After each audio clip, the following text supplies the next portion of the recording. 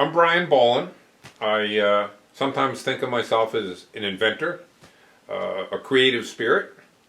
I'm the balloon man of Post Mills, Vermont. This is the balloon capital of Post Mills, this very property. There's more ballooning that happens on my front lawn than anybody else's front lawn in Post Mills. I know that. And this is a place where we make stuff and we collect stuff. I try to collect and save and create things that sometimes could serve as a little inspiration for somebody else. Now, I taught art and photography, so within the teaching realm, it was a wonderful thing to be doing. I became creative, even more creative, because of the students I was dealing with. I've never had a new car. You know, I buy them when they're quite old, partly with the idea that when they do get to the point where you can't open the doors to get out anymore, the windows don't go down, we turn that car into something else. I had a lull in my life, and I decided if there was ever a lull, I was going to design and build a really fuel-efficient three-wheel vehicle. And I'm talking like high mileage, like pushing for 100 miles per gallon. Well, you're going to see this 30 that I built. And it turned out they were like art forms, so I never parted with a one. This is a motor scooter, believe it or not. In the rear end, there are 3 wheels with motor scooter engines on it to propel it. It's double-decker, carries 12 people on each level. Out here are these other weird vehicles we make. This is called a canoe car. And it's a canoe that motors down the road to the boat ramp. You slam on the brakes and the canoe shoots forward into the lake. And then it's powered. You don't have to paddle this thing. It's got 2 electric trolling motors to move you around the lake. You see these funny double kayaks?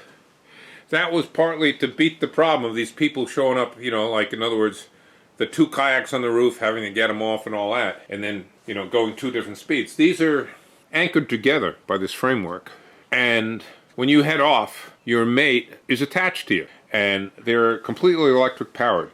So if I just decided right now, let's go down on the lake, within 5 minutes we can be in the water with this thing. A steamboat. I don't think it's not one of the only steamboats on Lake Fairley. It is the only one. And so this is entirely electric powered, and we've had occasions where we just decided, let's take this out right now. We got to be back in an hour and a half. Barbara's coming or something, and we can have this in the water between 5 and 10 minutes of making the decision to go. Just takes marine batteries. The launch is easy. There's like the scooter that we started to, you know, I bought 72 of those motor scooters and then chopped them up like this. And then we, each thing got a number. Like this is number 1. This is the first vehicle we built. The trellis. And then it was finished enough, and then we'd move on to the next one. And this one here is called the Woody. And probably if I was going to make an attempt at producing and replicating this would have been the model. This thing does 61 miles an hour and gets close to 100 miles per gallon of gas, which was my target. And then this one here, so that was number 2. And then number 3, this one we made, so it was amphibious. You could drive this right down into the lake. The engine came up on these pylons, so the guts of the engine were out of the water. And the rear wheel licked the water, and that by itself could propel you along, but it was a snail's pace. Then to speed it up a little, these 2 motors went, and you motored around. This, which is only 45.5 inches long, carries a family of 4.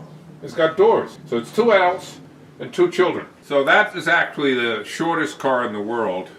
And we didn't bother to do anything with the Guinness Book of World Records just because we were busy. You know? Little kids, this is their favorite vehicle by far. Because look at this one, we can carry like 12 kids at a time. It's got all these extra seats that drop down in the back, and then it carries a little sort of surrey. And we use this for giving kids a tour of the airport. Here's the beginning of a series. We built 12 of these that can clip into hot air balloons. So this with the wicker body that we made during the winter, this can carry 3 people and clips into a hot air balloon. So the idea is like, right now, if the 3 of us wanted to go flying and there's no crew, normally somebody's got to follow it in the chase vehicle, or we walk back. Here's the deal. This becomes your balloon basket. You fly, you land somewhere, the balloon packs up on that shelf in the back, and the 3 of us drive home. There's one down here that we've used quite a bit, and that made the cover. There is, believe it or not, a national ballooning magazine, of which there should be, and we were the cover centerfold story one year. And this is this thing taken off from here. But we got carried away making more, it's like one of those things, yeah, we should have one of those. But we tried out 12 different concepts, and each one kind of required a different whole thing. So this thing, you can have like 14 people at the picnic table, and this motors down the road or around the property. The idea really wasn't to use it on the highway. This one here, we call this the racing model. It's got more the proportions of a regular picnic table. It's lighter. It handles better. This is done 45 miles an hour going down the runway. And, a picnic thing, we need a motorized barbecue to go with it. And then there was the bed for the recovery, In 1970, I was in graduate school back at Pratt. I went to Cornell for a little while on a fellowship or a grant. And I was back at Pratt, finish up my master's, and they had a deal where you could either, like I was going into art education, so write like a book on my philosophy of education, which being a young guy and not having did much teaching, there was no philosophy yet. Or they had a deal where you could produce a creative thesis. And I had just read an article in a magazine, and oddly enough it was Sports Illustrated. It was an article on hot air ballooning. And I was like, wow. And I was in the art program, and I said, it's an inflatable sculpture piece. And this whole thing would be so abstract, because I'd become the builder of mine, and it's going to be like the size of a 6 or 7 story building. And it goes from this amorphous pile of what looks like laundry, the pile getting bigger and bigger as you're building it, to something that comes to life and stands up, and it's something you can't actually really see until it's completed. So I ran this idea by my overseer in the department. He says, I don't know squat about these hot air balloon things, but he says, I can sort of see it as a piece of artwork. So he says, it's a sculpture piece.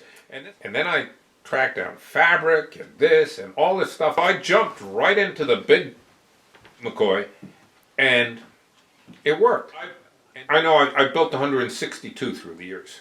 Then I've also helped probably another 162 people get their own ballooning thing started. And what I'm at now, and part of the reason we have these experimental balloon meets, is it's like the little annual mecca for people that are wanting to do it themselves to come together.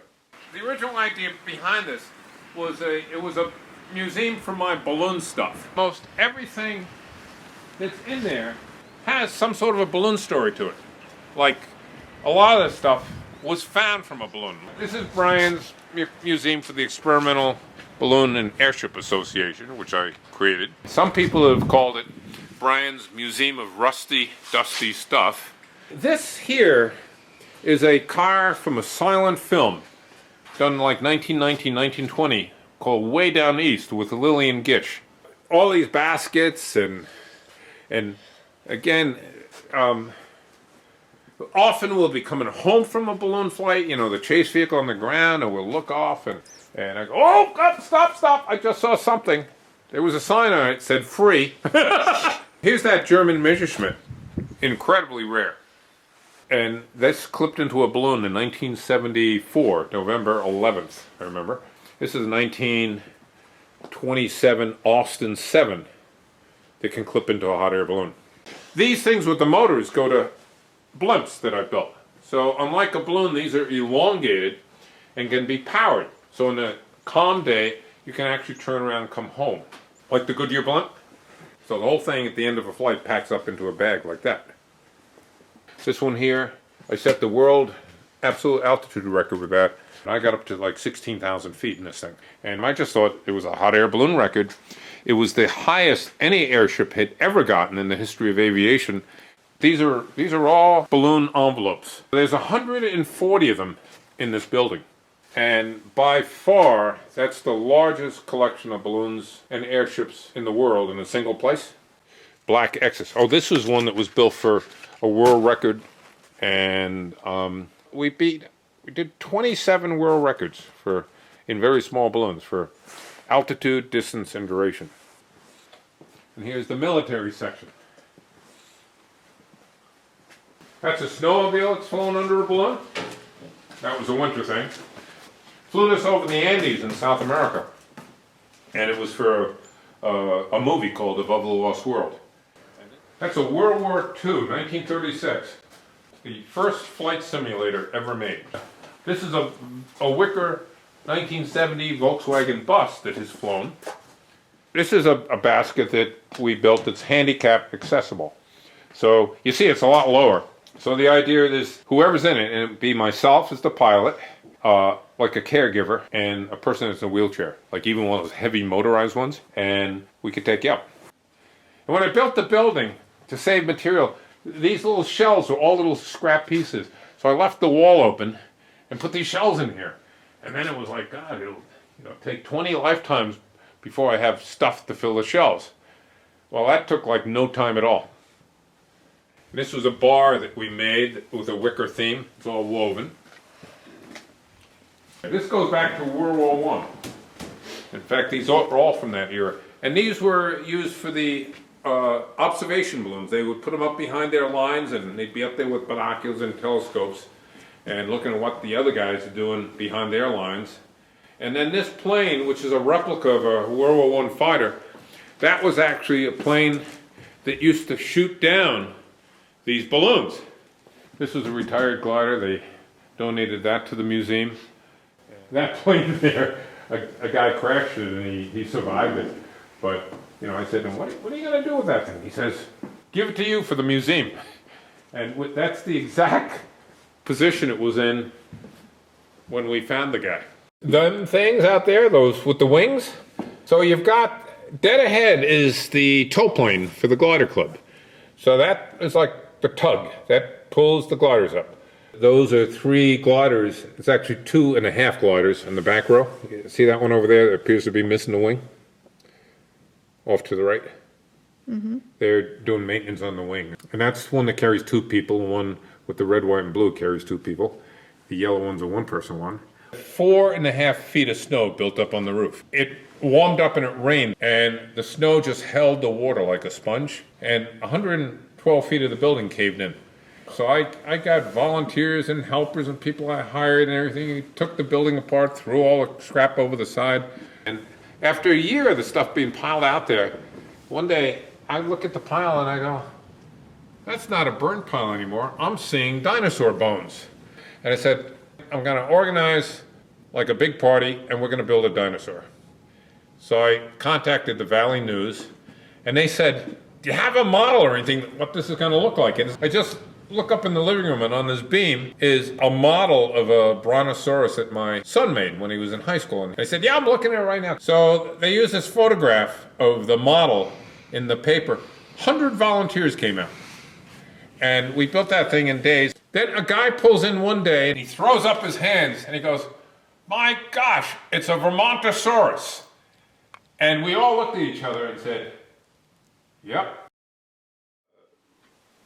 I guess in a way, I'm still doing art in a sense, not any of the stuff I was trained to really, but I give that school the credit for maybe opening my mind up a little as to what can be. Yeah, and it's been great.